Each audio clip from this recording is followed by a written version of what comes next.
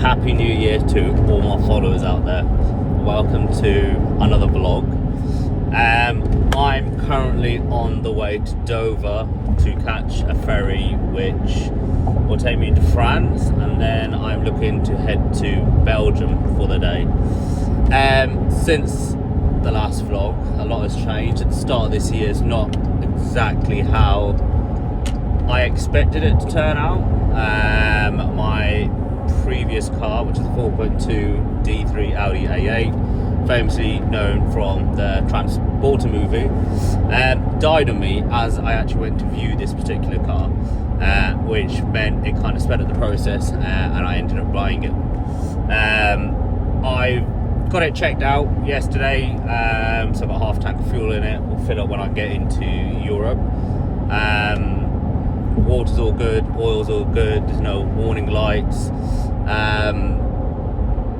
So yeah, this should be a good journey. It's literally just going to be a day trip. I chose a great day to go. Apparently it's -5 out in Brussels today, hence I'm wearing this beautiful Russian hat. What I'll do is I'll get into Dover and touch base that I'm there, and then from there I will head into France and hopefully see sunrise as I head into Belgium. Today I've got a couple of meetings. I will go through and show you more about this this car that I've got, and I will head to a place called Auto World in Brussels. Place I've never been to, I've heard of, but so yeah, that should be quite cool. Looking forward to that. Get something to eat and drink in Belgium, and then hopefully drive back. It should be a really straightforward, smooth journey, something which I've done multiple times previously in my previous cars. But this car I've kind of bought blind. I don't really know much about it. Apart from when I started up, when I left my house this morning, it is bloody loud. I had to move it from my drive and take it to the end of the road to let the car warm up. So yeah, like, this is what it sounds like. So I'll slow it down and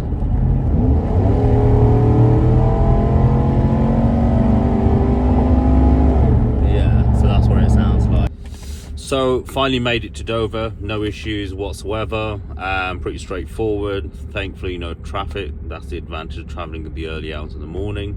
But as always, the UK motorway never lets you down. The M25 was down to 1 lane and 50 miles per hour average speed limit. Straight through check-in, no issues there, apart from the fact that the ferry is 1 hour delayed because of some massive backlog that started yesterday. But managed to get a quick nap. Passport control straight through. Only thing is my passenger windows are open, so when you're traveling by yourself, especially if you're dealing with toll roads, it's always a nightmare having to climb over, get the ticket, make the payments and so on. But it makes it even more difficult if my window doesn't open. So thankfully should be no toll roads. Driving a tiny bit through France and then into Belgium. Always get questioned when I'm at passport control about all the stamps in my passport. Doesn't help that I've got a Cuban stamp, 2 Russian stamps, and what else? Pretty much every country in Europe, Brunei. I've got a lot of stamps in that passport, and it's always a question. Not so much when I'm flying in, but when I'm going through like Eurotunnel or the ferry. But guy laughed about it, loved the sound of my car, asking when I was coming back, thought it was a bit crazy. That said, I'm just literally bought the car, taking a test drive to Belgium and back, and let me carry on. So I'm about to board the ferry now. I think we're about to board, and then get on the other side. I'm literally going to stop off for some petrol because I'm now approaching quarter tank, and then from there just head straight to Brussels. So yeah, that's when you guys are gonna see, this car. So a few things now which I'm starting to see in the car, but it's been comfortable so far. So I think with a little TLC, it's definitely a car that's going to be very fun for my future project. But I'll tell you a bit more about that later on. Made it to France. There's a ferry, only an hour delay, but yeah, let's get on the road. Let's get some miles in.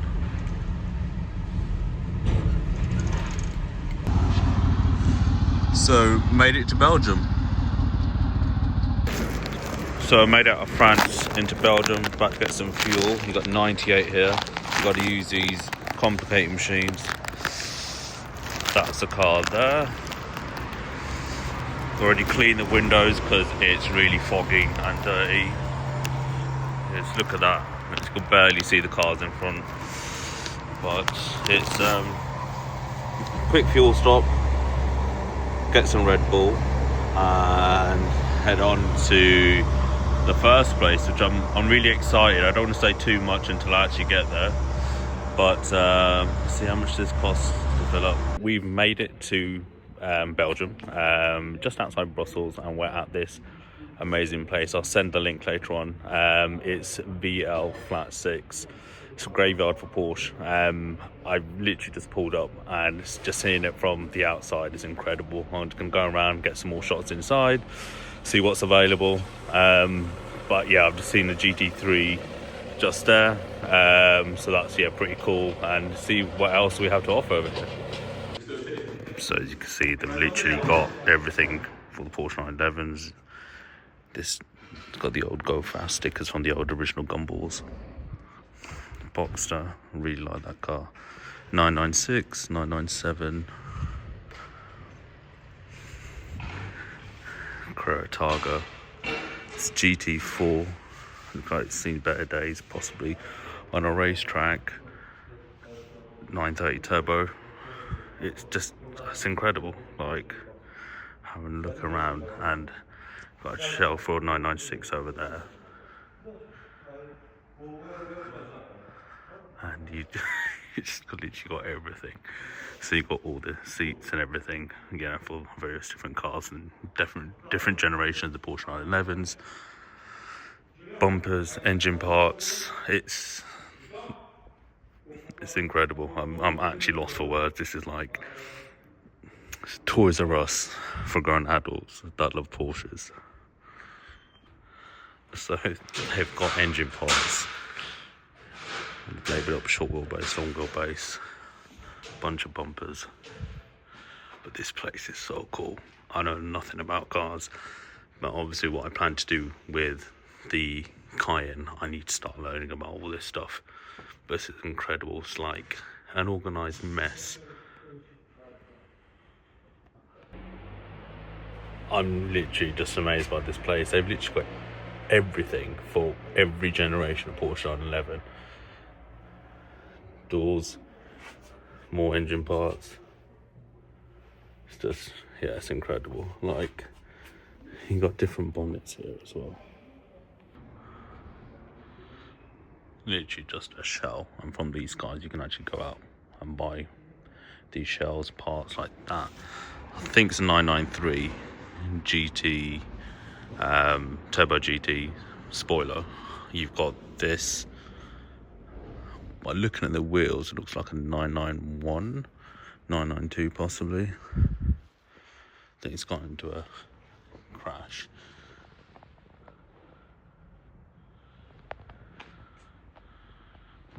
But yeah, I'm be honest, I thought I was an expert, but coming over here, I've got a lot to learn.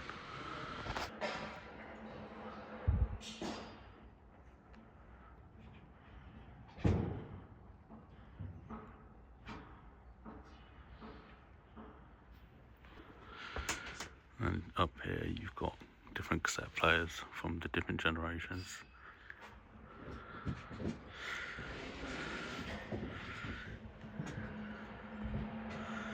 Different seats for, again, all the different cars.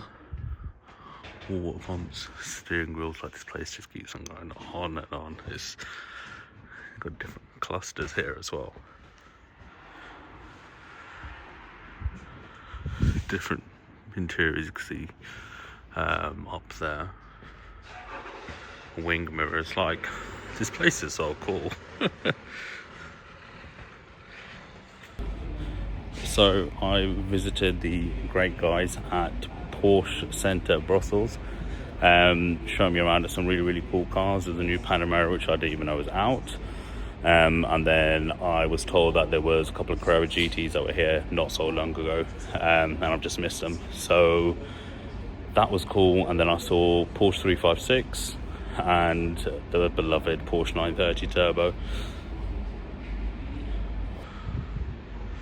That's definitely a quote to live by. Beautiful Spider RS there.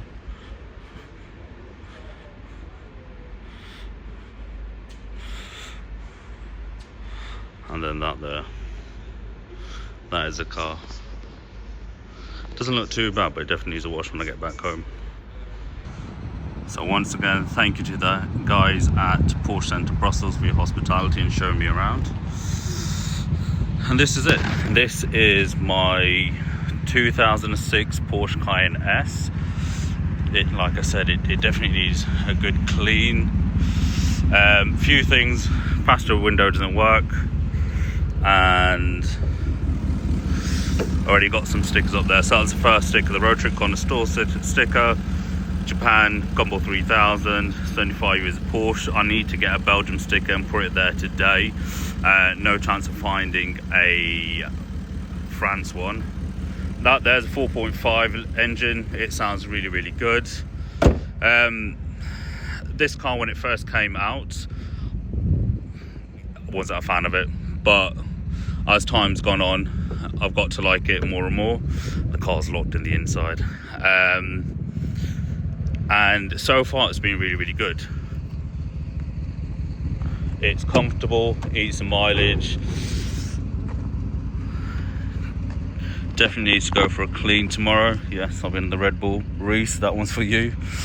That car there, I bought that many years ago. Coincidentally found it on the weekend, so I decided to stick it there. Reminder that if you start off with a dream, you can definitely get yourself into the same position. Interior wise, this car's literally sat in central London pretty much all of its life. The back's hardly been used, but what I'm looking to do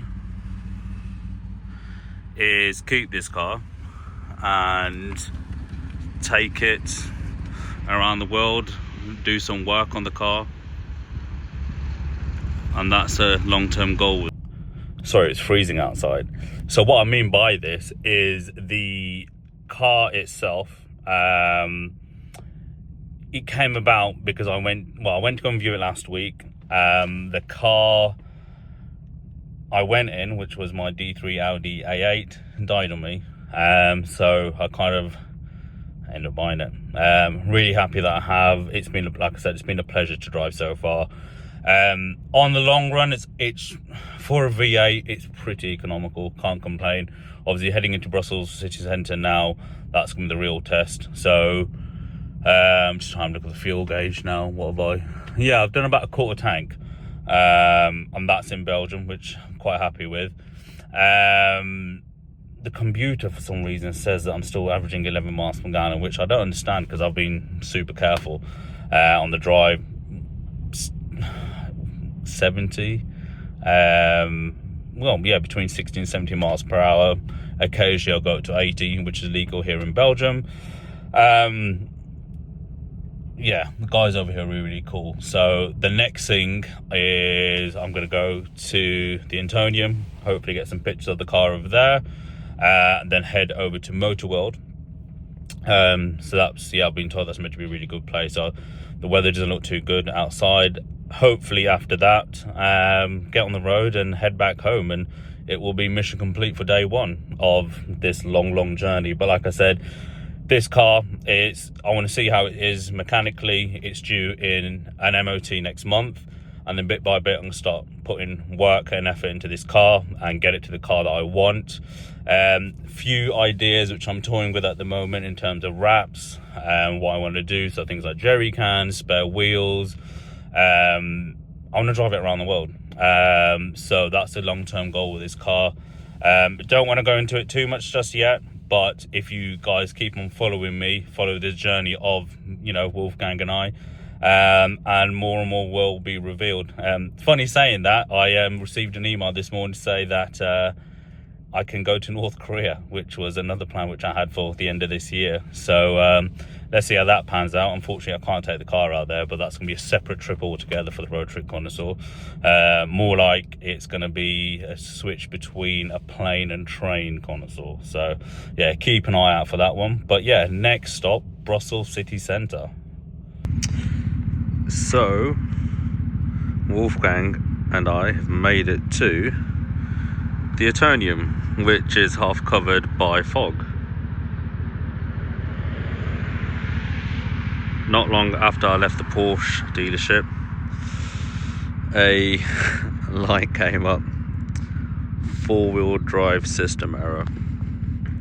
Gonna have to look at that one when we come back home. So due to that warning light, when I got to the Eternium, turned the car off, turned it back on a couple of times, and it's gone. Yeah, so from there headed on to Auto World, but there's a lot more traffic in Brussels than I remember previously. So getting there, and considering it's a car museum place, whatever you want to call it, no parking. There's no, they're trying to be green and everything, which I get, which means you've got to find parking elsewhere, and there's nothing close by unless it's on-street parking. So I went to 2 different parking machines. It basically gives you an option to put in your number plate. So put my number plate, did not recognise it. It was coming up some random Belgium number plate. I was like, that is nothing. Like, it's not even similar. Like, it didn't even have the characters like in it. So tried a different machine, spoke to another guy, and he was like, well, you have to register, blah blah blah. And I was like, but it won't let me. He's like, oh yeah, okay. He goes, well, if you don't have a ticket, they'll tow your car away. So it's not really a risk I was willing to take. And obviously with that hour delay earlier on with the ferry and like the really poor weather, I thought, you know what, I'm just gonna come to the centre, just gonna park up. Got into the car park, and I can't exaggerate how loud this car is. Like trying to coming through the narrow tunnels and then like the multi-story car park. It's you can hear how loud it is. Yeah, so it sounds like a proper muscle car. Got someone's attention. So yeah, let's carry on from here. Put my jacket on because it's absolutely cold. And yeah, let's go and get some food, something to drink, and let's get some stickers. Get some stickers for, you know, for the inside of this bonnet. That's the least I can do. So it's ended up being a very Porsche orientated day, which is not bad. At this point I couldn't go to Auto World, but you know what, it just means something to do next time I come to Belgium. So it's not the first time, and I'm sure it's not going to be the last time. So yes, probably going to be the only touristy thing that you see on this video. But welcome to Grand Palace Square.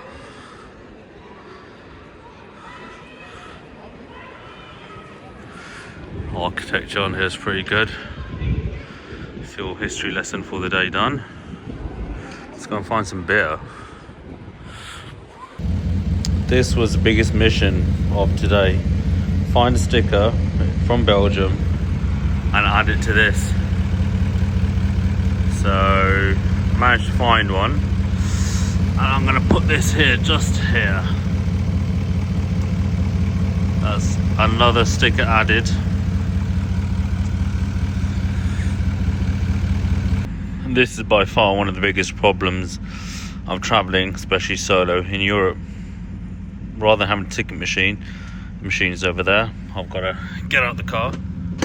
Not that it's a problem, but I just hope the barrier doesn't shut by the time I get into the car. So yeah, thankfully there's no one behind us.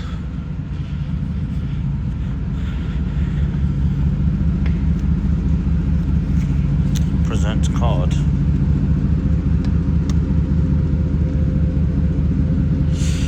Well, it's not working, so yeah, let me try get off the phone, but hopefully get out on the other side. Almost the end of this journey, or the European side of it anyway.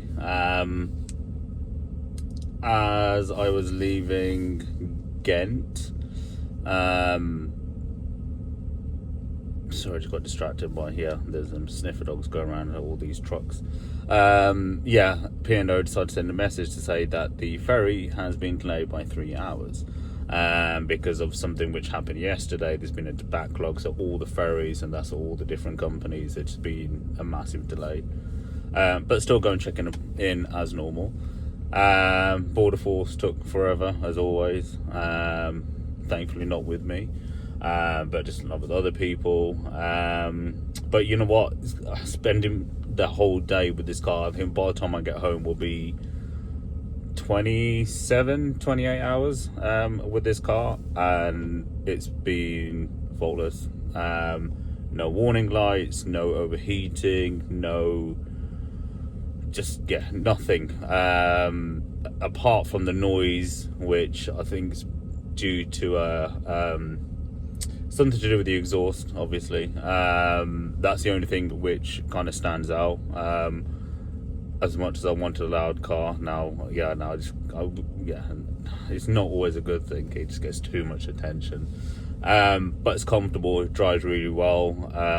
Comfortably sitting on the motorway at the speed limit. Heated seats. It's just everything that you need in a car. This car has it. And I think next thing is take it back home to the UK, start doing some research, start planning this world trip. It's not something that's going to happen off in one go, but it's going to be something which I'm planning to break up in various different stages. But I need to know this car inside out, and then a lot of planning how I'm going to do the car and what I'm going to do to it. So hopefully this is just the start of it, and it's going to keep on and growing into something big and special. That's that. But I think for now I just need to make this ferry and go home and get some sleep. So until next time, until the next video, I will see you guys soon. Bye bye.